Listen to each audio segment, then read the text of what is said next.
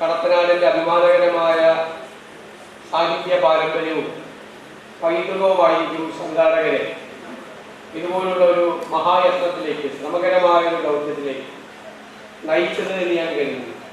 അതുണ്ടാക്കിയ ആത്മവിശ്വാസമാണ് കടത്തനാടിന് literature festival നടത്താൻ കഴിയും എന്നുള്ള വിശ്വാസം സംഘാടകർ ഉണ്ടാക്കിയത് എന്ന് ഞാൻ പൂർണ്ണമായും വിശ്വസിക്കുകയാണ്. എനിക്ക് ഈ വേദിയിലേക്ക് കടന്നു വന്നപ്പോൾ ഏറ്റവും സന്തോഷം തോന്നിയത് ഒരുപാട് വിദ്യാർത്ഥികൾ ഈ പരിപാടിയിൽ പങ്കെടുക്കുന്നുണ്ട് എന്നതാണ്. അപ്പോൾ എന്നോട് ചെയർമാൻ മൂസ പറഞ്ഞത് വിവിധ കോളേജുകളിൽ നിന്ന് സ്വന്തം താല്പര്യപ്രകാരം എത്തിയ കുട്ടികളാണ് ഈ പരിപാടിയിൽ പങ്കെടുക്കുന്നത് എന്നുള്ളത്. പുതിയ തലമുറ വായനയുടെയും എഴുത്തിൻ്റെയും വഴികളിലേക്ക് സഞ്ചരിക്കുന്നു എന്നറിയുന്നതിനുള്ള ആഹ്ലാദം കൂടി ഞാനിവിടെ പങ്കുവയ്ക്കുകയാണ്. യഥാർത്ഥത്തിൽ എഴുത്തും വായനയും എല്ലാം അറിവ് തേടിയുള്ള നമ്മുടെ നിരന്തരമായ അന്വേഷണമാണ്. ജീവിതം തന്നെ ആ അറിവ് തേടിയുള്ള നിരന്തരമായ അന്വേഷണമാണ്. അത് പലർക്കും പലതരത്തിൽ വ്യാഖ്യാനിക്കും. മതപരവും ആത്മീയവുമായ വിശ്വാസമുള്ളവർക്ക് അത് പൊരുൾ തേടിയുള്ള അന്വേഷണമായി വ്യാഖ്യാനിക്കും. അല്ലെങ്കിൽ സത്യം തേടിയുള്ള ഇൻ സെർച്ച് ഓഫ് ട്രൂത്ത് എന്ന് നമ്മൾ പറയും. സത്യം തേടിയുള്ള അന്വേഷണമായി അത് വ്യാഖ്യാനിക്കും. അറിവും പൊരുളും സത്യവും എല്ലാം ഒന്ന് തന്നെയാണ്. അത് യാഥാർത്ഥ്യമാണ്. അത് എന്തെങ്കിലും കെട്ടിച്ചമയ്ക്കപ്പെട്ടതോ കൃത്രിമമായി സൃഷ്ടിക്കപ്പെട്ടതോ ഒന്നല്ല. അറിവ് തന്നെയാണ്. ആ അറിവിൻ്റെ വ്യത്യസ്തമായ തലങ്ങളിലേക്ക്, ഭാവനയിലേക്ക്, അറിവ് സൃഷ്ടിക്കുന്ന ഭാവനാ പ്രപഞ്ചത്തിലേക്കെല്ലാം എഴുത്തുകാരൻ നമ്മളെ കൂട്ടിക്കൊണ്ടു പോവുകയും നമ്മൾ ആ ലോകത്ത് സഞ്ചരിക്കുകയും നമ്മുടെ ജീവിതത്തിൽ അത് വഴികാട്ടികളായി മാറുകയും ചെയ്യുന്ന വ്യത്യസ്തമായ അനുഭവമാണ് വായനയിലൂടെ നമ്മൾ ഉണ്ടാകുന്നത്. എഴുത്തും വായനയും ലോകക്രമത്തെ മുഴുവൻ മാറ്റിമറിച്ചതാണ്. ലോകത്തിൻ്റെ സാമ്പത്തിക ക്രമത്തെ, ലോകത്തിൻ്റെ രാഷ്ട്രീയ ക്രമത്തെ, സാമൂഹ്യ ക്രമങ്ങളെ മുഴുവൻ മാറ്റിമറിക്കാനുള്ള കരുത്താണ് എഴുത്തിനും വായനയ്ക്കുമുള്ളത്, അക്ഷരങ്ങൾക്കുള്ളത്. ആദിയിൽ വചനമുണ്ടായി എന്നാണ് പറയുന്നത്.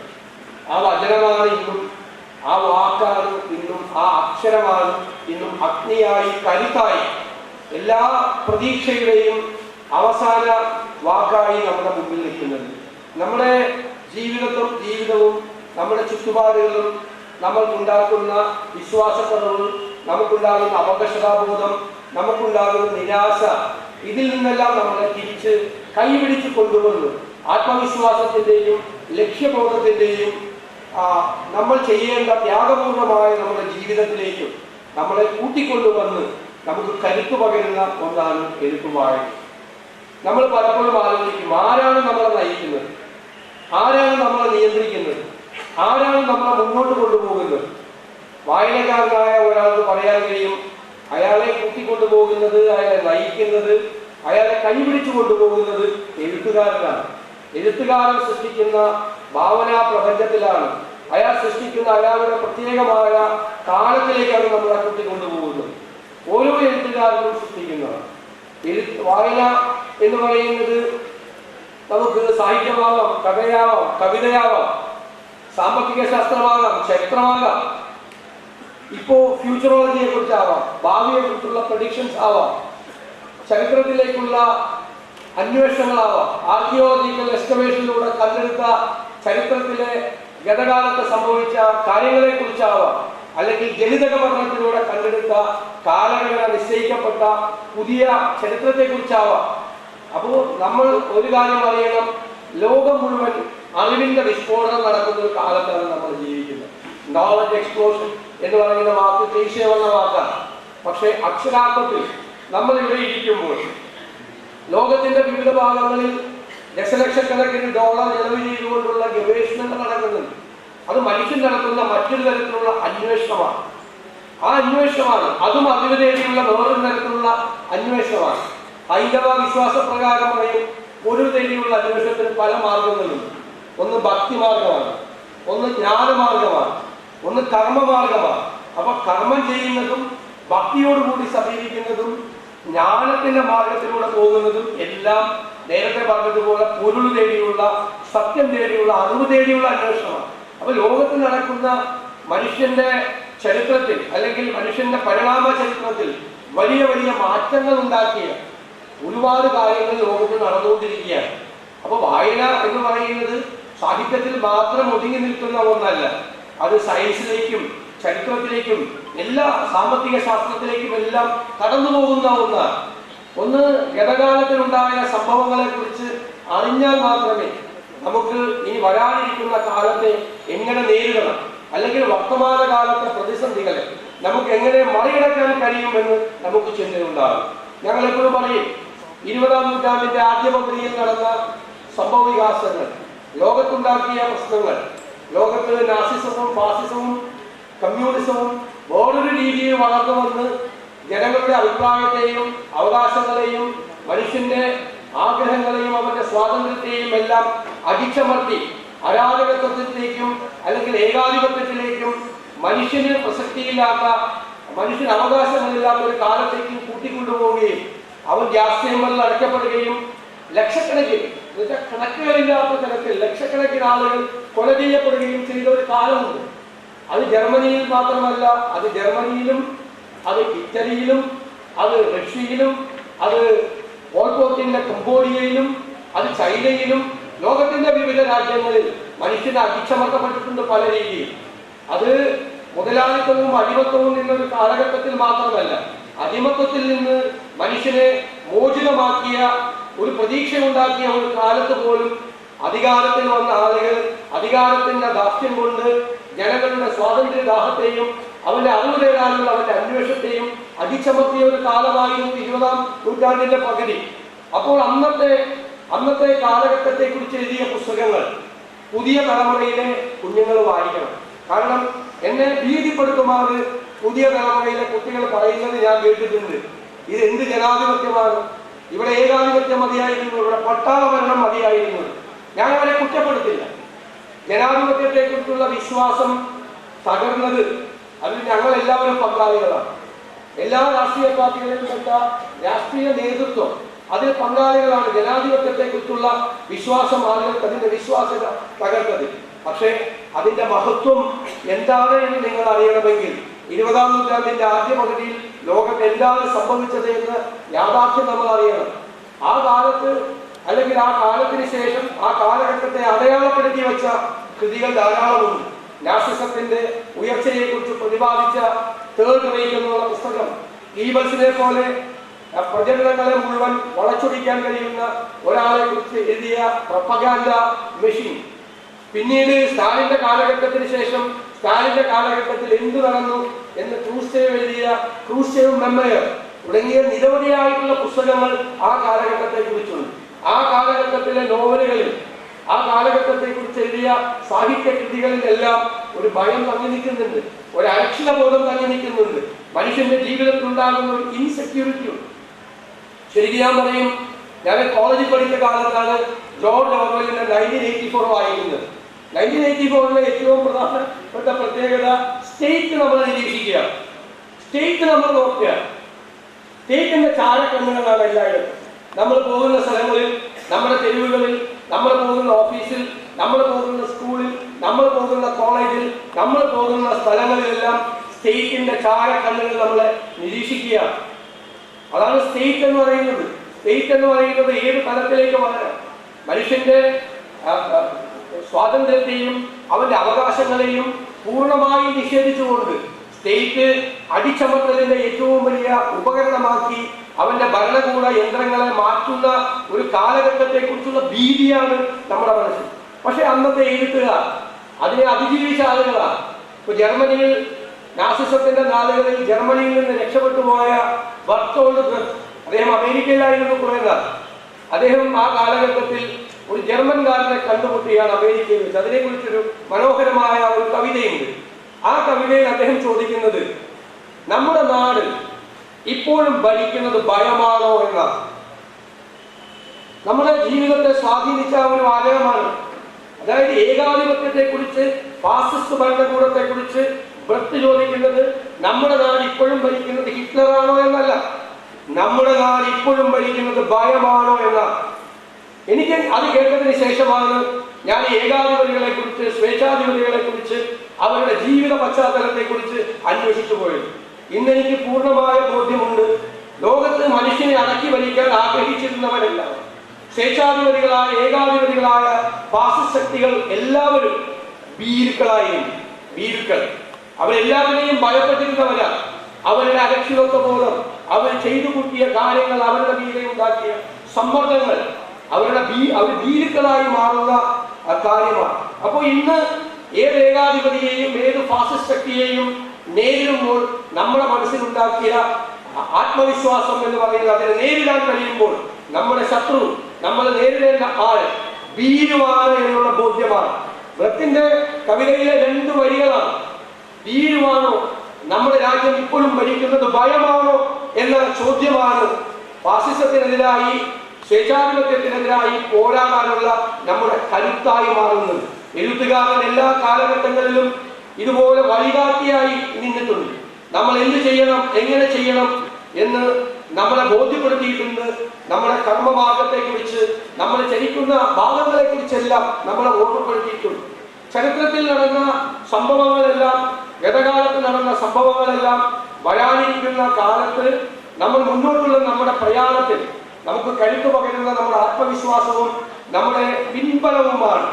മാത്രമല്ല മിഥ്യകളെ തകർക്കുന്നതാണ്. തെറ്റായ ധാരണകൾ.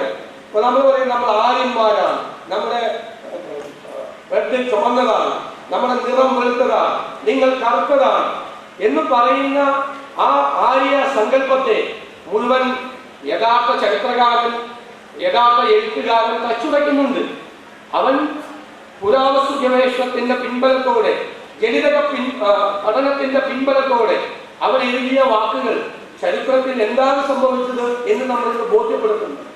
ഭാവിയിൽ എന്താണ് സംഭവിക്കാൻ പോകുന്നത്, ഓരോ വിഷയത്തിലും എന്താണ് സംഭവിക്കാൻ പോകുന്നത് എന്നുള്ള പ്രൊജക്ഷൻസ് ഉണ്ട്. നമ്മൾ പറയും, കഴിഞ്ഞ നോവൽ ഹരാരെ ഹോമോ ഡിയോസ് എന്ന് പറയുന്ന പുസ്തകത്തിൽ, അദ്ദേഹത്തിന്റെ 2ാമത്തെ പുസ്തകം ഹോമോസാപ്പിയൻസ് കഴിഞ്ഞതിന് ശേഷമുള്ള 2ാമത്തെ പുസ്തകത്തിൽ മെഡിക്കൽ സയൻസിന് എന്ത് സംഭവിക്കുമെന്ന് പറയുന്നുണ്ട്. ഒരുപാട് സബ്ജക്റ്റുകൾ പറയുന്നത് പോലെ അദ്ദേഹം ചോദിക്കുന്നത്, കഴിഞ്ഞ നൂറ്റാണ്ടിൽ മനുഷ്യന്റെ ആയുസ് എത്രയായിരുന്നു? 40 വയസ്സായിരുന്നു അല്ലേ? 38-40 വയസ്സായി. ഈ നൂറ്റാണ്ടിൽ മനുഷ്യന്റെ ആയുസ് എത്രയാണ്? ഈ നൂറ്റാണ്ടിൽ മനുഷ്യന്റെ ആയുസ് 78-80 വയസ്സാണ്. എന്തുകൊണ്ടാണ് ഇരട്ടിയായി മാറിയത്? മെഡിക്കൽ സയൻസിന്റെ വളർച്ചയാണ്. കഴിഞ്ഞ നൂറ്റാണ്ടിൽ ഒരു നെഞ്ചുവേദന വന്നു, അത് മരിച്ചു. ഇപ്പൊ നെഞ്ചുവേദന വന്നാൽ ട്രെഡ്മില്ലിൽ ഓടിക്കാം, അല്ലെ, ആൻജിയോഗ്രാം ചെയ്യാം, ആൻജിയോപ്ലാസ്റ്റി ചെയ്യാം, ബൈപ്പാസ് സർജറി നടത്താം. അപ്പോൾ മെഡിക്കൽ സയൻസിന്റെ വളർച്ച കഴിഞ്ഞ നൂറ്റാണ്ടിൽ നിന്ന് ഈ നൂറ്റാണ്ടിലേക്ക് മനുഷ്യ ആയുസിന്റെ ദൈർഘ്യം വർദ്ധിപ്പിച്ച് ഇരട്ടിയാക്കി. അപ്പൊ അദ്ദേഹം ചോദിക്കുന്ന ചോദ്യം, അടുത്ത നൂറ്റാണ്ടിൽ മനുഷ്യന്റെ ആയുസ് എത്രയായിരിക്കുന്നതാണ്? അത് 160 വയസ്സ് മുതൽ 180 വയസ്സ് വരെ ആയിരിക്കുമെന്ന് കണക്കാക്കപ്പെടുകയാണ്. കാരണം രോഗങ്ങൾ ചികിത്സിക്കപ്പെടും പൂർണ്ണമായി. അത് ആർട്ടിഫിഷ്യൽ ഇന്റലിജൻസിലേക്ക് പോവുകയാണ്. ആർട്ടിഫിഷ്യൽ ഇന്റലിജൻസ് മനുഷ്യനെ സ്കാൻ ചെയ്ത് അവന്റെ രോഗനിർണയം നടത്തി അവന് സൈഡ് ഇഫക്ട്സ് വരാത്ത മരുന്നുകൾ നിർമ്മിച്ചു കൊടുക്കാൻ പോവുകയാണ്. മാത്രമല്ല ഇന്റർ ഡിസിപ്ലിനറി എഡ്യൂക്കേഷൻ വരികയാണ്. വ്യത്യസ്തമായ വിഷയങ്ങൾ ഒരുമിച്ച് പഠിക്കാൻ കഴിയുന്ന സാഹചര്യം വരികയാണ്. അപ്പൊ ആർട്ടിഫിഷ്യൽ ഇന്റലിജൻസും നാനോ ടെക്നോളജിയും ഒരുമിച്ച് ചേർന്ന് നാനോ റോബോട്ട് ഉണ്ടാകും. ഭോജനമല്ലാത്ത രീതിയിലുള്ള നാനോ റോബോട്ട് അതിന് മനുഷ്യന്റെ സിരകളിലേക്ക് ഇഞ്ചക്ട് ചെയ്യും. എന്നിട്ട് വീഡിയോ ഗെയിം കളിക്കുന്നത് പോലെ ഡോക്ടർ അതിനെ നിയന്ത്രിക്കും. ആ നാനോ റോബോട്ട് പോയി നമ്മുടെ ഹാർട്ടിന്റെ ബ്ലോക്ക് കംപ്ലീറ്റ് റിമൂവ് ചെയ്യും. അപ്പൊ നമുക്ക് ബൈപ്പാസ് സർജറി വേണ്ട, ആൻജിയോപ്ലാസ്റ്റി വേണ്ട. അപ്പൊ നമ്മുടെ ശരീരത്തിലെ ക്യാൻസർ സെല്ലുകളെ മുഴുവൻ റിമൂവ് ചെയ്യും. അപ്പൊ നമുക്ക് കീമോതെറാപ്പി വേണ്ട, റേഡിയേഷൻ വേണ്ട. മറ്റൊരു രസകരമായ കാര്യം, അത് നമ്മുടെ ഏജിങ് പ്രോസസ്സിനെ റിവേഴ്സ് ചെയ്യുന്നതാണ്. അത് വയസ്സാവില്ല. പാലക്കൽ അബ്ദുള്ള ഇപ്പൊ കാണുന്നത് പോലെ തന്നെ 125 വയസ്സാകുമ്പോൾ സുന്ദരനായി ഇതുപോലെ തന്നെ ഒരു വ്യത്യാസം ഉണ്ടാവില്ല. അപ്പൊ മനുഷ്യന് ഏജിങ് പ്രോസസ് ഉണ്ടാവില്ല. ആ ഏജിങ് പ്രോസസ്സിനെ അവർ റിവേഴ്സ് ചെയ്യുക. അത് അടുത്ത നൂറ്റാണ്ടിൽ സംഭവിക്കാൻ പോകുന്ന ഒരു കാര്യത്തെ കുറിച്ച് എഴുത്തുകാരൻ അന്വേഷണം നടത്തി, എഴുത്തുകാരൻ ഗവേഷണം നടത്തി, എഴുത്തുകാരൻ പഠനം നടത്തി ഉണ്ടാക്കിയിരിക്കുന്ന ഒരു കാര്യമാണ്. ഞാൻ ഇപ്പോൾ വായിച്ചുകൊണ്ടിരിക്കുന്ന ഒരു പുസ്തകം നൈറ്റ്സ് ഓഫ് ദ പ്ലേഗ് എന്ന് പറയുന്ന ഓർഹൻ പാമുക്കിന്റെ പ്രശസ്തമായ പുസ്തകമാണ്. വലിയ പാടാണ് വായിക്കാൻ, കാരണം 1000-700 പേജുണ്ട്. ഒരു കാലമാണ് 1901. പ്ലേഗ് പൊട്ടിപ്പുറപ്പെട്ടതാണ് പഴയ ഓട്ടോമൻ സാമ്രാജ്യത്തിൽ, ഇന്നത്തെ ടർക്കിയിൽ, അവിടുത്തെ ഒരു പ്രൊവിൻസിൽ, ഒരു ഐലൻഡിൽ പ്ലേഗ് പൊട്ടിപ്പുറപ്പെട്ടതിനെ കുറിച്ചാണ് കഥ. പക്ഷെ ഞാൻ ഓരോ പേജും വായിക്കുമ്പോൾ, ഓരോ പേജും മറിക്കുമ്പോൾ എഴുത്തുകാരനെ കുറിച്ച് ഞാൻ എൻ്റെ മനസ്സിൽ ധ്യാനത്തോടു കൂടിയാണ് എഴുത്തുകാരന് ഓരോ പേജും പഠിക്കുമ്പോൾ കാണുന്നത്. അതെന്താണ്? നോവലാണോ? അത് ചരിത്രമാണോ? ഒരു കാലത്തെ അടയാളപ്പെടുത്തുന്നതാണോ? അത് സയൻസ് ആണോ? അത് എപ്പിഡമിയോളജിയാണോ? പകർച്ചവ്യാധികളെ കുറിച്ചുള്ള ഗ്രന്ഥമാണോ? എന്താണ് എന്ന് വായനക്കാരന് ഒരു 200 പേജ് വായിച്ചു കഴിഞ്ഞിട്ടും മനസ്സിലാക്കാൻ പറ്റാത്ത തരത്തിലുള്ള എഴുത്തുകാരന്റെ ആഴത്തിലേക്കുള്ള പഠനമാണ്. അതിൽ ചരിത്രവും നോവലും സാഹിത്യവും എല്ലാം ഉണ്ട്. തീക്ഷ്ണമായ കാര്യങ്ങൾ ചെയ്യുന്ന കഥാപാത്രങ്ങളുണ്ട്. വളരെ സംഭവബഹുലമായ മുഹൂർത്തങ്ങളുണ്ട്. എല്ലാത്തിനെയും അറിയിച്ചൊരുക്കി എത്രയോ വിഷയങ്ങളെ കോർത്തിണക്കി ഒരു എഴുത്തുകാരൻ ആ ഒരു കാലഘട്ടം ബുക്ക് അടച്ചു കഴിയുമ്പോഴാണ് നമ്മൾ 2023 എന്ന് തോന്നുന്നത്. ബുക്ക് തുറന്നു വെച്ചാൽ നമ്മൾ 1901 തന്നെയാണ് ജീവിക്കുന്നത് എന്ന് നമ്മളെ ഓർമ്മപ്പെടുത്തുന്ന ആ കാലഘട്ടത്തിലേക്ക് നമ്മളെ കൈപിടിച്ച എഴുത്തുകാരൻ കൂട്ടിക്കൊണ്ടുപോകുന്ന അനുഭവമാണ്. അങ്ങനെയപ്പോൾ ഇന്ന് നമ്മൾ നിൽക്കുന്ന വർത്തമാന കാലഘട്ടത്തിൽ നിന്ന് ചരിത്രത്തിലേക്കും ഭാവിയിലേക്കും എല്ലാം നമ്മളെ കൈപിടിച്ചു കൊണ്ടുപോകുന്നത്. ഓരോന്നും വായിക്കുമ്പോഴാണ് നമ്മൾ ഒന്നും അറിഞ്ഞിട്ടില്ല എന്നുള്ള ബോധ്യം നമുക്കുണ്ടാകുന്നത്. അംബേദ്കറിനെ പറഞ്ഞതുപോലെ, നാരായണ മാഷിനെ പറഞ്ഞതുപോലെ, അംബേദ്കറിനെ അറിയാൻ ശ്രമിക്കുമ്പോഴാണ് അംബേദ്കറിനെ നമ്മൾ അറിഞ്ഞിട്ടില്ല എന്ന് നമുക്ക് ബോധ്യമാകുന്നത്. നമുക്ക് അഹങ്കാരമാണ് ഗാന്ധിയെ നമുക്ക് അറിയാമെന്ന്. പക്ഷെ ഗാന്ധിയെ കുറിച്ചുള്ള ഓരോ പഠനവും ഓരോ പുസ്തകവും വായിക്കുമ്പോൾ ഗാന്ധിയെ നമ്മൾ അറിഞ്ഞിട്ടില്ല എന്നുള്ള യാഥാർത്ഥ്യം നമുക്ക് ബോധ്യമാണ്. അടുത്തിടെ വായിച്ച എക്കണോമിസ്റ്റ് ഗാന്ധി എന്നുള്ള പുസ്തകം എന്നെ വിസ്മയിപ്പിച്ചു. ഗാന്ധിയെ കുറിച്ചുള്ള എത്രയോ ആംഗിളുകളാണ് ജയ് തീർത്ഥറാവ് എഴുതിയ ആ മനോഹരമായ പുസ്തകത്തിൽ പറയുന്നത്. അപ്പോൾ നമുക്ക് ഇനിയും എത്രയോ ഗാന്ധിയെ അറിയാൻ, എത്രയോ നെഹ്റുവിനെ അറിയാൻ. അവരെ ഉന്നയിച്ച കാര്യങ്ങൾ, അവര് നമ്മുടെ രാജ്യത്തുണ്ടാക്കിയ പ്രത്യയ ശാസ്ത്രങ്ങളുടെ പ്രസക്തി, അത് ഈ 21ാം നൂറ്റാണ്ടിന്റെ ആദ്യ പകുതി, 20ാം നൂറ്റാണ്ടിന്റെ ആദ്യ പകുതി ആവർത്തിക്കപ്പെടാതിരിക്കുക നമുക്ക് ശക്തിയും കരുത്തുമാകും എന്നുള്ള ബോധ്യം ഇതെല്ലാം ഉണ്ടാകുന്നത് അതിൽ നിന്നാണ്.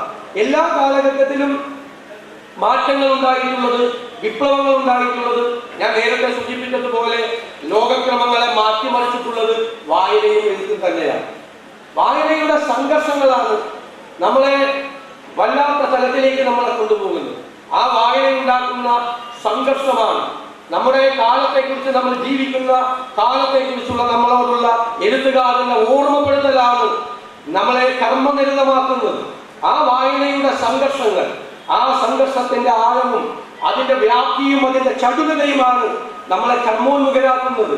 ഇന്ന് ഈ കാലത്ത് ജീവിക്കുമ്പോൾ ലോകത്തിൽ എല്ലായിടത്തും ജനാധിപത്യത്തെ ഒന്ന് കുളിച്ചുകൂടി ഏകാധിപത്യത്തിന്റെ പുതിയ ശക്തികൾ അല്ലെങ്കിൽ നിയോ കൊളോണിയലിസത്തിന്റെ വക്താക്കൾ എത്ര മനോഹരമായിട്ടാണ് ഗീബൽസിനെ കുറിച്ച് നമ്മൾ 20ാം നൂറ്റാണ്ടിൽ പറഞ്ഞതുപോലെ ഗീബൽസിനെ വെല്ലുന്ന PR ഏജൻസികളിലൂടെ, സമൂഹ മാധ്യമങ്ങളിലൂടെ മനുഷ്യന്റെ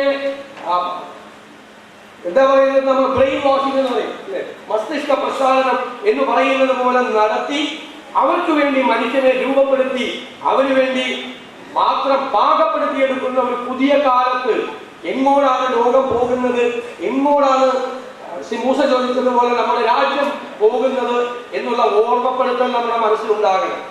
അപ്പൊ ആ സംഘർഷമാണ് വായനയിലൂടെ എഴുത്തുകാരൻ നമുക്ക് സമ്മാനിക്കുന്ന സംഘർഷമാകണം നമ്മൾ നയിക്കുന്നത്. ആ സംഘർഷത്തിലൂടെ ഉരുത്തിരിയുന്ന നമ്മുടെ കമ്മിറ്റ്മെന്റ്, നമ്മുടെ ആത്മാർത്ഥത, നമ്മുടെ ഇവര് പറയുന്നതല്ല, ഇവര് പറയുന്ന ദേശസ്നേഹമല്ല നമ്മുടെ ദേശസ്നേഹം, നമ്മുടെ ദേശീയത, ഗാന്ധിയും നെഹ്റുവും പറഞ്ഞ ദേശീയതയും ഇന്നത്തെ കാലത്തെ ഭരണകർത്താക്കൾ പറയുന്ന ഹൈപ്പർ ദേശീയതയും തമ്മിലുള്ള വ്യത്യാസം എന്താണ് എന്ന് നമ്മൾ തിരിച്ചറിയണം. നമ്മളില്ലെങ്കിൽ കബളിപ്പിക്കപ്പെടും. നമ്മൾ നെഹ്റുവും ഗാന്ധിയും ദേശീയ പ്രസ്ഥാനവും നമുക്ക് സമ്മാനിച്ച അതിമനോഹരമായ ദേശീയതയാണ് ഇന്നത്തെ സ്വേച്ഛാധിപതികളായ ഭരണാധികാരികൾ പറയുന്ന ഹൈപ്പർ ദേശീയത എന്ന് നമ്മൾ തെറ്റിദ്ധരിച്ചു പോകും. ആ ദേശീയതയും ഈ ഹൈപ്പർ ദേശീയതയും ഈ അതിതീവ്ര ദേശീയതയും തമ്മിൽ, കടലും കടലാടിയും തമ്മിലുള്ള അന്തരമുണ്ട് എന്നുള്ളൊരു ബോധ്യം നമുക്കുണ്ടാക്കി തരുന്നത് എഴുത്തുകാരനാണ്. എഴുത്തുകാരൻ ഉണ്ടാക്കുന്ന നമ്മുടെ മനസ്സിൽ ഉണ്ടാക്കുന്ന വായനയുടെ ആശയങ്ങളുടെ സംഘർഷമാണ് അതിന്റെ ഔട്ട്കമാകണം ലോകക്രമത്തെ മാറ്റിമറിക്കാനുള്ള വളരെ പ്രധാനപ്പെട്ട കാര്യം. സാംപിട്രോയുടെ റീഡിസൈൻ ദ വേൾഡ് എന്ന് പറയുന്ന പുസ്തകത്തിൽ അദ്ദേഹം പറയുന്നുണ്ട്, 2ാം ലോക മഹായുദ്ധത്തിന് ശേഷം ലോകക്രമം മുഴുവൻ മാറി. സാമൂഹ്യക്രമവും സാമ്പത്തിക ക്രമവും എല്ലാം മാറി. ഈ കൊളോണൈസേഷൻ ഉണ്ടായി. അതിനുശേഷം നടന്ന ഒരുപാട് സംഭവങ്ങൾ ഉണ്ടായി. സോവിയറ്റ് യൂണിയന്റെ പതനമുണ്ടായി, ചൈനയുടെ ഉദയമുണ്ടായി, അമേരിക്കയിലെ 9/11 ആക്രമണം ഉണ്ടായി. ഒരുപാട് ലോകഗതികൾ മാറ്റിയ സംഭവങ്ങളെല്ലാം ലോകത്തുണ്ടായി. അപ്പൊ ഈ മഹാമാരിയുടെ കാലഘട്ടം വന്നു. അപ്പോൾ രണ്ടാം ലോക മഹായുദ്ധത്തിന് മുൻപും രണ്ടാം ലോക മഹായുദ്ധത്തിന് ശേഷവും എന്ന് കാലക്രമം അടയാളപ്പെടുത്തിയതുപോലെ ഈ മഹാമാരിക്ക് മുൻപും മഹാമാരിക്ക് പിൻപും എന്ന രീതിയിൽ ലോകക്രമം അടയാളപ്പെടുത്തേണ്ട ഒരു അവസരം നമുക്കുണ്ടായി. അപ്പൊ ഇന്ന് ലോകം ചിന്തിക്കുകയാണ്. ഒരു 3-3.5 പതിറ്റാണ്ടുകൾക്ക് മുൻപാണ് സാമ്പത്തിക ക്രമത്തിൽ മാറ്റമുണ്ടായത്, പുതിയ ഇക്കണോമിക് റീഫോംസ് വന്നത്. ആ 3.5 പതിറ്റാണ്ടുകൾക്ക് ശേഷം ഒരു ആത്മപരിശോധന നടത്തേണ്ട സമയമായി. അപ്പൊ സാമ്പത്തിക ശാസ്ത്രത്തെ കുറിച്ചുള്ള നമ്മുടെ വായനകൾ, നമ്മുടെ അന്വേഷണം ഈ ലോകത്തിന്റെ സാമ്പത്തിക ക്രമം മാറ്റേണ്ട സമയമായി എന്ന ഓർമ്മപ്പെടുത്തലാണ്. അപ്പൊ തോമസ് പിക്കറ്റിയും ജോസഫ് സ്റ്റിഗ്ലിസും ഉൾപ്പെടെയുള്ള ലോകത്തിലെ എഴുത്തുകാരാണ് ഇത് ലോകത്ത് മുഴുവൻ ഉള്ളവനും ഇല്ലാത്തവനും തമ്മിലുള്ള അന്തരം വർദ്ധിപ്പിക്കുന്ന തരത്തിലേക്ക് ഈ ലോകത്തിന്റെ പുതിയ ഈ മാറ്റങ്ങൾ, സാമ്പത്തിക മാറ്റങ്ങൾ, സാമ്പത്തിക ക്രമത്തിലുണ്ടായ മാറ്റങ്ങൾ നമ്മളെ കൊണ്ടുപോകുന്നു. ഈ അപകടത്തെ നമുക്ക് ചൂണ്ടിക്കാണിച്ചു തന്നത് എഴുത്തുകാരനാണ് മുന്നറിയിപ്പ് നമുക്ക് തന്നത്. ഇതാ ഉള്ളവനും ഇല്ലാത്തവനും തമ്മിലുള്ള അന്തരം വികസിത രാജ്യങ്ങളിൽ പോലും ഉണ്ടാകുന്നു. വികസിത രാജ്യങ്ങളിൽ അത് ഉണ്ടാകുമ്പോൾ വികസിത രാജ്യങ്ങളിൽ അതിന്റെ ആഴം, അതിന്റെ അന്തരം, അതിന്റെ അകലം വളരെ കൂടുതലായിരിക്കും. ഇല്ലാത്തവൻ കൂടുതൽ ഇല്ലാത്തവനാകുന്ന ഭയാനകമായ ഒരു സാഹചര്യത്തിലേക്കും ലോകത്തിലെ ആകെ ജനസംഖ്യയുടെ പകുതിയിലധികം ആളുകളുടെ മുഴുവൻ സ്വത്ത്, അതായത് ഒരു 400 കോടി ആളുകളുടെ മുഴുവൻ സ്വത്ത് ലോകത്ത് ജീവിച്ചിരിക്കുന്ന 1% ആളുകളുടെ കൈകളിലേക്ക് പോവുകയാണ് എന്നുള്ള ഓർമ്മപ്പെടുത്തൽ നമുക്ക് നൽകുന്നത് ആരാ? എഴുത്തുകാരനാണ്. എഴുത്തുകാരൻ പറയുകയാണ് ഈ സാമ്പത്തിക ക്രമം മാറ്റാനുള്ള സമയമായി. അപ്പോൾ നമ്മൾ സാമ്പത്തികമായ നയപരിപാടികൾ രൂപപ്പെടുത്തിയെടുക്കുമ്പോൾ സാധാരണക്കാരനെ എങ്ങനെയാണ് അത് ബാധിക്കുന്നത് എന്നുള്ള പോളിസി മേക്കേഴ്സ് അല്ലേ, നാട്ടിലെ നയരൂപീകരണം നടത്തുന്ന ആളുകൾ, അവർക്ക് ആ വായനയുടെ പിൻബലമില്ലെങ്കിൽ അവർക്ക് ഈ ലോകത്ത് സംഭവിക്കുന്ന ഈ സംഭവങ്ങളെ കുറിച്ച് എങ്ങനെ അറിയാൻ പറ്റും? ലോകത്ത് നടക്കുന്ന മാറ്റങ്ങൾ, ഇല്ലാത്തവൻ കൂടുതൽ ദരിദ്രനാകുന്നു എന്നുള്ളൊരു യാഥാർത്ഥ്യം അറിഞ്ഞെങ്കിൽ മാത്രമേ ഒരു പോളിസി മേക്കർ, ഒരു ഭരണാധികാരിക്ക് അവന്റെ സാമ്പത്തികമായ നയരൂപീകരണം കൃത്യമായി ചെയ്യാൻ കഴിയുകയുള്ളൂ. അവിടെയാണ് ഗാന്ധി പറയുന്നത്, ട്രസ്റ്റിഷിപ്പ്, ഗാന്ധിയുടെ ട്രസ്റ്റിഷിപ്പ് എന്ന് പറയുന്ന ഒരു വാചകമുണ്ട്. അതായത് എല്ലാ ധനികരോടും അദ്ദേഹം പറയുകയാണ്, പണം സമ്പത്തുള്ള എല്ലാവരോടും അദ്ദേഹം പറയുകയാണ്, നിന്റെ സമ്പത്തിന്റെ കാര്യക്കാരൻ മാത്രമാണ് നീ. ഈ പ്രപഞ്ചത്തിന്റെയാണ് സ്വത്ത് മുഴുവൻ, ഈ സമ്പത്ത് മുഴുവൻ. അല്ലെങ്കിൽ വിശ്വാസിയായ ഒരാൾ പ്രപഞ്ചനാഥന്റെയാണ് ഈ സ്വത്ത് മുഴുവൻ. നീ വെറും കാര്യസ്ഥൻ മാത്രമാണ്. എന്തൊരു കൺസെപ്റ്റാണ്! നീ വെറും കാര്യസ്ഥൻ മാത്രമാണ്. ഇത് സൂക്ഷിച്ച് നടത്താൻ വേണ്ട മാത്രമാണ് നീ എന്നുള്ള ഓർമ്മപ്പെടുത്തൽ.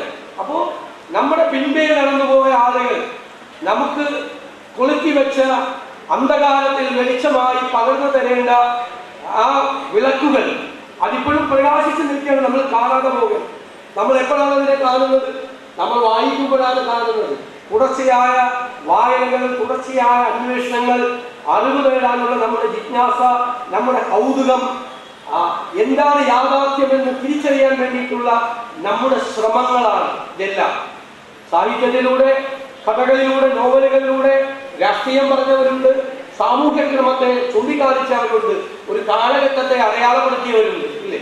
കൃത്യമായ ഒരു കാലഘട്ടത്തെ, ആ കാലഘട്ടം എന്താണ് എന്ന് നമ്മൾ തിരിച്ചറിയാൻ വേണ്ടിയിട്ടുണ്ട്. ഇപ്പോ ഈ പ്രാവശ്യത്തെ നോവൽ ബുക്കർ പ്രൈസ് കിട്ടിയ ഒരു പുസ്തകമുണ്ട്, കൈൻ ഷെൽഡർ, ഒരു ബൾഗേറിയൻ നോവലിസ്റ്റാണ്, ജോർജി സ്പൊറോഡിനോ എന്ന് പറയുന്നത്.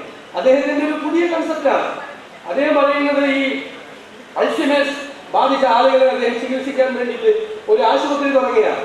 ആ ആശുപത്രിയിൽ ചെന്നിട്ട് അവർക്ക് ഏറ്റവും ഇഷ്ടമുള്ള ഒരു കാലഘട്ടം, ഒരു ഡെക്കേഡ്, ഒരു ദശകം അദ്ദേഹം ക്രിയേറ്റ് ചെയ്യാം. ഇപ്പോൾ അൾഷിമേഴ്സ് ബാധിച്ച ഒരാൾക്ക് ചിലപ്പോൾ ഓർമ്മ വരുന്ന ഒരു 70 മുതൽ 80 വരെയുള്ള ഒരു കാലഘട്ടം, അത് അദ്ദേഹം ഒരു ഫ്ലോറിൽ ക്രിയേറ്റ് ചെയ്യാം. അപ്പോൾ 70 മുതൽ 80 വരെയുള്ള കാലഘട്ടത്തിലെ ന്യൂസ് പേപ്പറുകൾ, അന്നത്തെ സിഗരറ്റ്, അന്നത്തെ വൈൻ, അന്നത്തെ കാര്യങ്ങൾ മുഴുവൻ, എന്നിട്ട് അവരെ അതുമായിട്ട് ആ കാലഘട്ടത്തിലേക്ക് കൂട്ടിക്കൊണ്ടുപോവുകയാണ്. അതിന് അദ്ദേഹം 10 നിലകളുള്ള വലിയൊരു കെട്ടിടം വരുന്നത് 10 ദശകങ്ങളെ ക്രിയേറ്റ് ചെയ്യാണ്. എഴുത്തുകാരന്റെ സാങ്കല്പിക ലോകത്തിലാണ്. ഏറ്റവും രസകരമായ കാര്യം, അൽഷിമേഴ്സ് ബാധിക്കാത്ത ഒരു അസുഖവുമില്ലാത്ത പുതിയ തലമുറയിലെ ആളുകൾ അവസാനം അവർക്ക് ഇഷ്ടമുള്ള അവരുടെ ജീവിതകാലത്ത് അവർക്ക് ഇഷ്ടമുള്ള ദശകത്തിലേക്ക് തിരിച്ചു പോകണം എന്ന് പറഞ്ഞ് അന്വേഷിച്ചു വരികയാണ്. അപ്പോൾ past is invading to the present. വർത്തമാനകാലത്ത് ജീവിക്കുന്ന ഒരാൾക്ക് അയാളുടെ ഗതകാലത്തിലേക്ക് തിരിച്ചു പോകണം. അതായത് വർത്തമാനകാലത്തെ അയാളുടെ സമ്മർദ്ദങ്ങൾ, അയാളുടെ ജീവിതത്തിൽ ഉണ്ടാക്കുന്ന പ്രതിസന്ധികൾ ഈ വർത്തമാനകാലത്തിൽ നിന്ന് വേണമെങ്കിൽ ഒളിച്ചോടൽ എന്ന് നമുക്ക് രേഖപ്പെടുത്താം. പക്ഷെ വർത്തമാനകാലത്തിൽ നിന്ന് പോയി ആ ഗതകാലത്തിലേക്ക് എത്തി തനിക്ക് ഇഷ്ടമുള്ള ഒരു ദശകത്തിൽ നടന്ന കാര്യങ്ങളെ കുറിച്ച് അറിയാനുള്ള അസുഖമില്ലാത്ത ഒരാളുടെ ജിജ്ഞാസയിലേക്ക് കൊണ്ടുപോയി പുസ്തകം അവസാനിപ്പിക്കുക. ഏതെല്ലാം തലങ്ങളിലേക്കാണ് എഴുത്തുകാരൻ നമ്മളെ കൂട്ടിക്കൊണ്ടുപോകുന്നത്? നമ്മൾ ജീവിക്കുന്ന ഈ കാലഘട്ടത്തിൽ നിന്ന് നമുക്കിഷ്ടപ്പെട്ട നമ്മുടെ ജീവിതം പിന്നിട്ട വഴികളിൽ നമുക്കിഷ്ടപ്പെട്ട ഒരു ദശകത്തിലേക്ക് നമ്മളെ കൂട്ടിക്കൊണ്ടുപോകാൻ എഴുത്തുകാരന്റെ ഭാവന ഏതെല്ലാം തലത്തിലേക്കാണ് നമ്മളെ കൈപിടിച്ചു കൊണ്ടുപോകുന്നത്. അപ്പോൾ ഒരു കാര്യം സത്യമാണ്, നമ്മുടെ ജീവിതത്തിലെ വഴികാട്ടികൾ എഴുത്തുകാരാണ്. അവരാണ് നമ്മുടെ മുന്നിലേക്കുള്ള വഴികൾ തീരുമാനിക്കുന്നത്. അപ്പോൾ അത് വായിച്ച് ആ അറിവ് തേടി ആ പുതിയ കാലത്തെ കുറിച്ചുള്ള പുതിയ കാലം എന്തായിരിക്കണം, പുതിയ ലോകം എന്തായിരിക്കണം, നമുക്ക് ചുറ്റുപാടുകളിലുള്ള മനുഷ്യരുടെ സങ്കടങ്ങൾ എന്താണ്, വായനയുടെ സംഘർഷം തന്നെയാണ് നമ്മുടെ ഉള്ളിന്റെ ഉള്ളിൽ ആർദ്രതയുടെ ഒരു നനവുണ്ടാക്കുന്നത്. നമ്മൾ പൊളിറ്റിക്കൽ ആകുന്നത് എങ്ങനെയാണ്? ഞാൻ എപ്പോഴും കുട്ടികളോട് പറയും, നിങ്ങൾ പൊളിറ്റിക്കൽ ആകണം. പൊളിറ്റിക്കൽ ആകണം you have to enroll in a political party. നിങ്ങൾക്കൊരു രാഷ്ട്രീയ പാർട്ടിയിൽ അംഗമാകാതെയും നിങ്ങൾക്ക് പൊളിറ്റിക്കൽ ആകാം. കാരണം എനിക്കറിയാം, രാഷ്ട്രീയ പാർട്ടിയിലെ അംഗങ്ങളെല്ലാവരും പൊളിറ്റിക്കൽ അല്ല. ആ യാഥാർത്ഥ്യം അറിയാം. അപ്പൊ രാഷ്ട്രീയ പാർട്ടിയിൽ അംഗമല്ലാതെ നിങ്ങൾക്ക് ഇങ്ങനെ പൊളിറ്റിക്കൽ ആവാം. ഇന്നത്തെ ഇന്ത്യൻ പശ്ചാത്തലത്തിൽ നിങ്ങൾ ഡെമോക്രാറ്റിക്കായി നിങ്ങൾ ചിന്തിക്കണം, ജനാധിപത്യപരമായി ചിന്തിക്കണം, ജനാധിപത്യത്തിന്റെ മഹത്വം അറിയണം, മറ്റുള്ളവരുടെ വാക്ക് അവരുടെ അഭിപ്രായങ്ങൾ സംഗീതം പോലെ ആസ്വദിക്കാൻ കഴിയുന്നൊരു മനസ്സിനെ പാകപ്പെടുത്തിയെടുക്കണം. ഇന്ത്യൻ പശ്ചാത്തലത്തിൽ നിങ്ങൾ സെക്യുലർ ആവണം. ഒരു ജാതിയുടെയും ഒരു മതത്തിന്റെയും സമ്മർദ്ദങ്ങൾക്ക് വഴങ്ങാതെ മനുഷ്യനെ മതിൽ കെട്ടി കമ്പാർട്ട്മെന്റുകളാക്കി വേർതിരിക്കാനുള്ളതല്ല മതങ്ങൾ എന്ന് നിങ്ങൾ അവരോട് തിരിച്ചു പറയണം. മതേതരത്വത്തിന്റെ ശക്തമായ പ്രവാചകരാകണം. എല്ലാവരെയും ചേർത്ത് നിർത്താൻ കഴിയുന്ന ഒരു പുതിയ കാലത്താണ് ഞങ്ങൾ ജീവിക്കുന്നത്. മതത്തിന്റെ പേര് പറഞ്ഞ് ഞങ്ങളെ ഭിന്നിപ്പിക്കാൻ ഒരാളും ശ്രമിക്കേണ്ട എന്ന് ഉറക്കം വിളിച്ചു പറയാൻ നിങ്ങൾക്ക് കഴിയണം. അതുപോലെ പാർശ്വവൽക്കരിക്കപ്പെട്ടവർ, അരികുവൽക്കരിക്കപ്പെട്ടവർ, ജീവിതം തകർന്നു പോയവർ, അവരെ നോക്കി സങ്കടത്തോടു കൂടി അവരെ ചേർത്ത് നിർത്താൻ, അവരുടെ കൂടെ നിൽക്കാൻ നമുക്ക് കഴിയാം. അപ്പോഴായിരിക്കും നമ്മൾ പൊളിറ്റിക്കൽ ആകുന്നത്.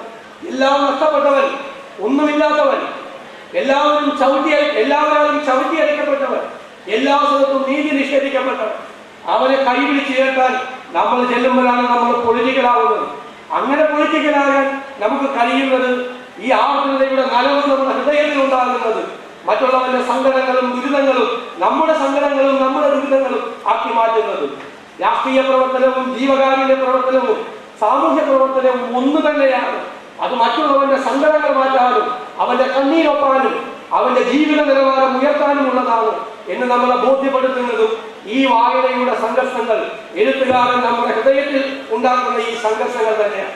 ആ വായനയുടെ സംഘർഷങ്ങൾ അനുഭവിച്ചു പോകാൻ നിങ്ങൾക്ക് കഴിയട്ടെ എന്ന് പുതിയ തലമുറയോട് ഞാൻ പ്രത്യേകമായി അഭ്യർത്ഥിച്ചുകൊണ്ട് ഇന്ന് ഇവിടെ നടക്കുന്ന ഈ ദിവസങ്ങളിൽ നടക്കുന്ന ഈ കടത്തനാട് ലിറ്ററേച്ചർ ഫെസ്റ്റിവലിൽ നടക്കുന്ന 47 വൈവിധ്യമാർന്ന വിഷയങ്ങൾ, സത്യത്തിൽ അസൂയ തോന്നുന്ന തരത്തിലാണ് ഈ വിഷയങ്ങൾ ഈ ടീം ഡയറക്ടർ ശ്രീ കൽപ്പറ്റയുടെ എല്ലാം നേതൃത്വത്തിൽ ഇവിടെ സജ്ജീകരിച്ചിരിക്കുന്നത്. വൈവിധ്യമാർന്ന വിഷയങ്ങൾ, ലോകത്തിന്റെ ഗതികളെ മുഴുവൻ നിശ്ചയിക്കുന്ന നൃത്തവും സംഗീതവും, അല്ലെ, സംസ്കാരവും സാഹിത്യവും ചരിത്രവും രാഷ്ട്രീയവും മാറ്റി നിർത്താൻ പറ്റുന്ന ഒന്നല്ലല്ലോ, എല്ലാത്തിനെയും കുറിച്ച് ചർച്ച ചെയ്യപ്പെടുന്ന ഒന്നാണ്. അപ്പൊ അക്ഷരാർത്ഥത്തിൽ ലിറ്ററേച്ചർ ഫെസ്റ്റിവൽ ആയി മാറുകയാണ്. ഗംഭീരമായി സംഘടിപ്പിച്ച ഐമൂസയെയും ഡോക്ടർ കൽപ്പറ്റ നാരായണനെയും എന്റെ സുഹൃത്ത് ശ്രീ രാജേന്ദ്രൻ നെടുങ്കരെ അടക്കമുള്ള മുഴുവൻ ടീമിനെയും ഞാൻ പ്രത്യേകമായി അഭിനന്ദിച്ച് ഇതിനേക്കാൾ മഹത്തരമായി കേരളം മുഴുവൻ ശ്രദ്ധിക്കുന്ന തരത്തിൽ ഇനി വരാനിരിക്കുന്ന വർഷങ്ങളിൽ ഞങ്ങളത് നടത്തുമെന്നുള്ള പ്രഖ്യാപനം കൂടി ഞാൻ വളരെ ആഹ്ലാദപൂർവ്വം ചെവിയോർക്കുന്നു. എല്ലാ ആശംസകളും നേർന്നുകൊണ്ട് നിങ്ങളുടെ എല്ലാവരുടെയും അനുവാദത്തോടു കൂടി കടത്തനാട് ലിറ്ററേച്ചർ ഫെസ്റ്റിവലിന്റെ ഫസ്റ്റ് എഡിഷൻ ഉദ്ഘാടനം ചെയ്തതായി അറിയിക്കുന്നു. നന്ദി, നമസ്കാരം.